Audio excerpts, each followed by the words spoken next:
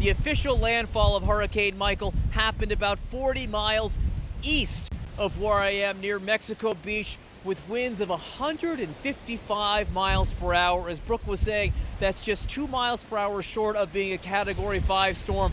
Well, this was certainly an historic storm. I mean, nobody's seen anything like this hit North Florida ever. That eye wall basically came right up our system. We have generally speaking, a south to north system that runs from Bristol in the south up until Mariana, a little bit farther north of that. And the eye virtually touched everything there.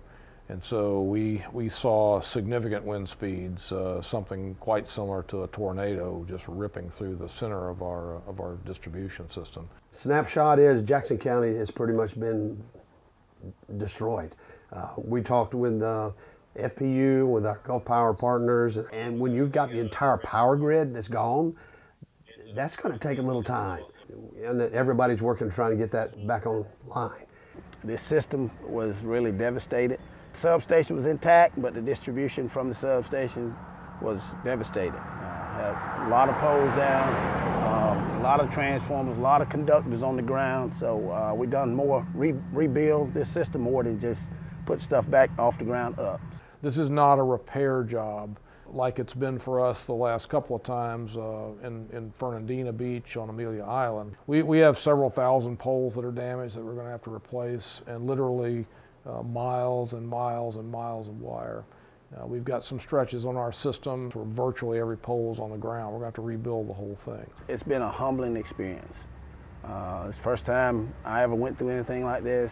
The good parts of this, to me, from the inside looking out, is that you can see a lot of people come together, trying to help each other. It's really great to see the mutual aid that exists between utilities. We get a lot of help from other folks. We offer a lot of help when somebody else gets hit like this.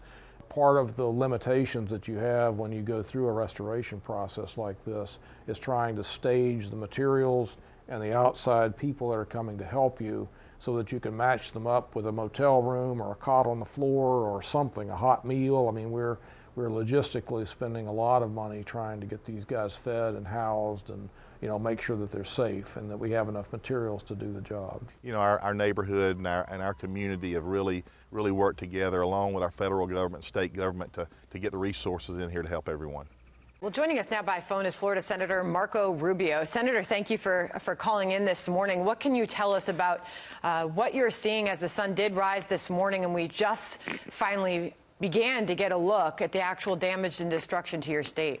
I think this just turned out to be as bad as we thought it was going to be, and potentially worse. We'll learn more throughout the day, and what we know for sure is there's a lot of lives right now that have been disrupted in ways that are going to be very difficult to rebuild, and we have a lot of work ahead. The electric grid isn't just damaged, it's shredded, and so it'll have to be rebuilt, not just restored.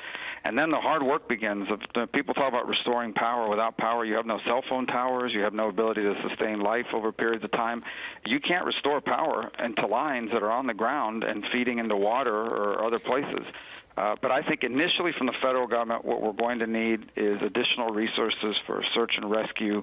And so the biggest challenge is going to be sort of where do we house people that are going to have no place to live here for the foreseeable future. FEMA is here with a large camp that they're setting up for utility workers and others that are dealing with this issue, and so we're going to lean on them to put 150 or 200 people and feed them. And we've got hotels that are allowing us to put generators on and rent out most of the hotel for the other 200 or 300 people that we've got. So it's a nice community effort. It's great to see. We are working just as hard as we can with as many people as we can to get this thing back on. Not only is there a time issue there, but this is an expensive process. I mean, we're going to spend millions of dollars doing this.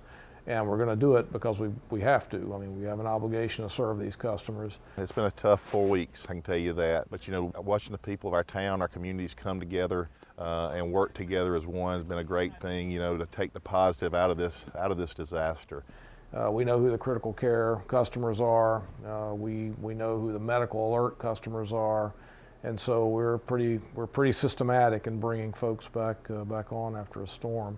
To see the work they put in, the amount of people who have come in here to help restore the power, and you know, Florida Public Utilities leading the charge to make this happen for everybody and putting them in the right places, and everyone understanding, you know, the intricacies of hooking certain places up, and it goes into that. We have a damage team that is tarping roofs for our employees, that's making sure that their kids are okay. If they need a hotel room, that's where they go. If they need food or water, and so we spend a lot of time and effort trying to make sure that employees are good, so that they're not worried about, you know, their families and their homes, and that they can concentrate on the restoration job. And so it's just part of what we've done as a company. I can't say enough about Florida Public Utilities, how they came together, how they took their arms and put them around us here in Mariana, and told us that really we're going to be here with you, you know, at the beginning of this process, during this process, and at the end. With the amount of damage we have, I think Florida Public Utilities and the other groups y'all have had in here to help you has done an outstanding job. I definitely like to thank all of them. I didn't get a chance to tell everybody thank you, but I tell you, it's been really great how they came together and showed their support, that they were behind us the whole time through this whole process. I want to thank everybody at the Florida Public Utilities Corporation. You did a great job. You had over 12,000 businesses and homes without power, and I know you worked really hard to get the power back on as quickly as possible to help these families and businesses.